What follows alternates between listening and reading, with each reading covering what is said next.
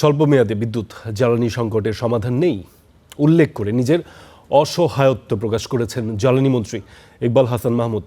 গবেষণা প্রতিষ্ঠান সিপিডি আয়োজিত এক আলোচনায় অনলাইনে যুক্ত হয়ে তিনি দেশবাসীকে ধৈর্য ধরার আহ্বান জানিয়েছেন।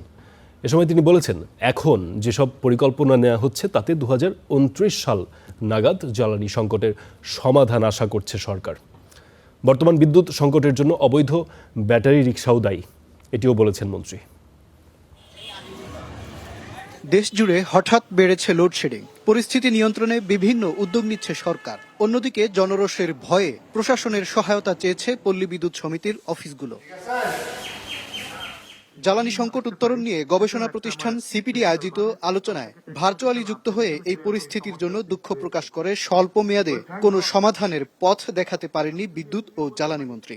আমি আপনাদের একজন, আমি আপ্রাণ চেষ্টা করছি যাতে এই যে সমস্যাটা আছে এই সমস্যাকে বেল আউট করতে পারি।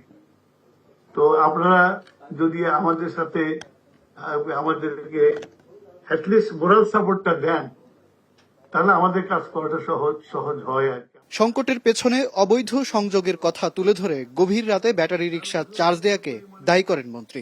এই যে ব্যাটারি রিক্সা এসছে, এগুলো সব রাতে চার্জে বসিয়ে দেয় এবং মোস্টলি যারা যে চার্জ করে এগুলো মোস্টলি ইলিগাল কানেকশন।